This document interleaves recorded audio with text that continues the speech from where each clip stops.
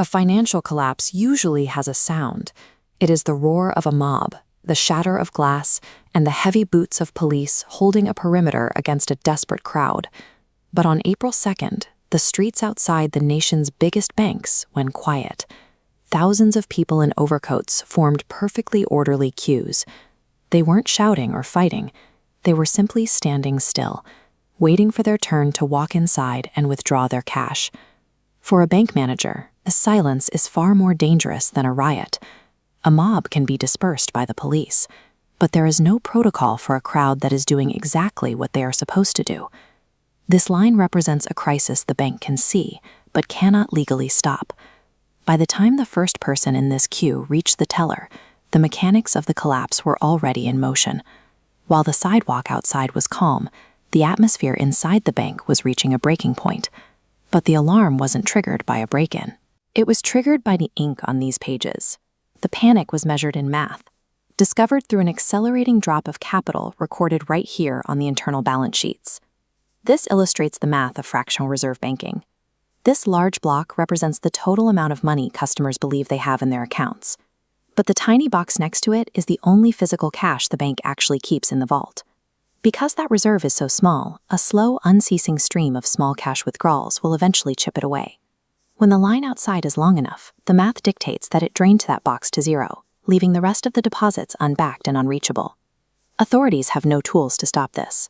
You can arrest a looter, but you cannot arrest a citizen for quietly asking to hold their own money. Financial panic is often a calculation. It is a mathematical inevitability that spreads through the logic of a spreadsheet long before it ever becomes a physical confrontation. As the morning passed, the bank's leadership realized they were trapped by their own ledgers. Managers began checking the rapidly depleting vault every single hour, searching for a way to slow the exit of capital. With no legal way to close their doors, they issued a covert directive to the tellers: count the money as slowly as possible. Every transaction was intentionally turned into a physical bottleneck. This forced slowness only amplified the dread. Tellers fumbled with bills, and customers stared through the metal cages, everyone inside the building watching the clock and realizing that time was running out. When an institution is reduced to manipulating the speed of a ticking clock, it is a sign that the mathematical battle is already over. By the end of the day on April 2nd, the bank had failed. Yet, looking around, the building was perfectly intact. No windows were broken, and not a single desk had been overturned. The only physical marker of the collapse was the sound of the vault doors closing for the last time, sealing a room that had been completely hollowed out. Paper currency is only the physical representation of the system. The system itself is built entirely on belief. Silence makes a crisis impossible to manage. You can issue a press release to calm a shouting mob, but you cannot negotiate with a quiet individual decision to simply walk away. The modern financial system is defended against cyber attacks and algorithmic crashes, but its greatest vulnerability is still the moment everyday people silently decide to stop trusting it.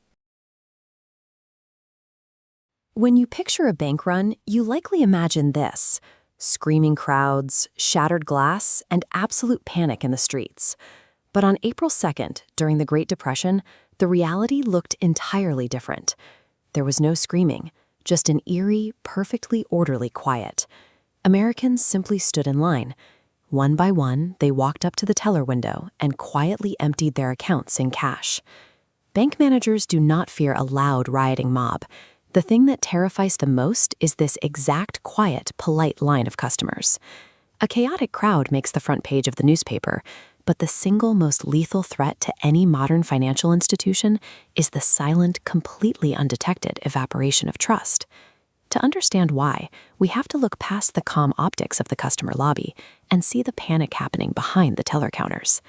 This flowchart illustrates a concept known as the interruption defense. If a crowd is throwing rocks and physically rioting, a bank can legally lock its doors under the guise of public safety, effectively pausing the run. But an orderly line triggers a mechanical bleed. When customers are following the rules, the bank lacks any operational or legal excuse to stop handing over the cash.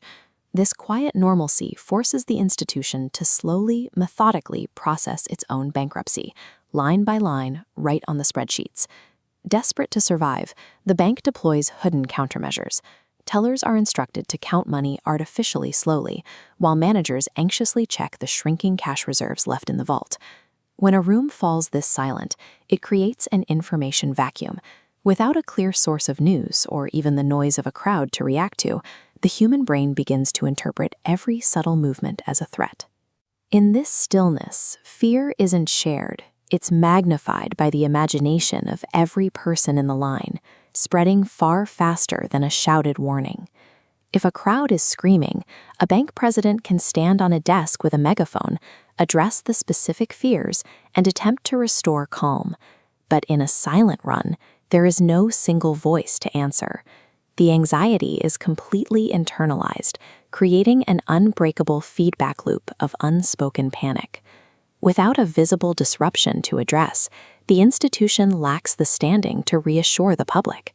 Trust simply vanishes by 1,000 quiet cuts. As this rapid visualization of data violently draining from a central server shows, today's digital bank runs are entirely invisible. Modern runs happen via smartphones and wire transfers in a matter of hours, removing the physical lobby from the equation entirely. Since we can no longer see a physical line of panicked people wrapping around the block, we have to look for the digital fingerprints of a crisis. This takes the form of digital friction. It manifests as unannounced adjustments to daily withdrawal limits or abnormal delays on transfers that used to be instantaneous. When you see a spinning buffering icon or get hit with a sudden fraud check delay, you're experiencing the exact modern equivalent of a 1930s teller intentionally counting cash slowly. Then comes the unprompted reassurance. Receiving an email like this, where a CEO insists their balance sheet is strong, is the standard symptom of a crisis in progress. Institutions only send these messages when they are bleeding cash. It is the outward symptom of internal, hidden spreadsheet panic. Finally, institutional silence takes over.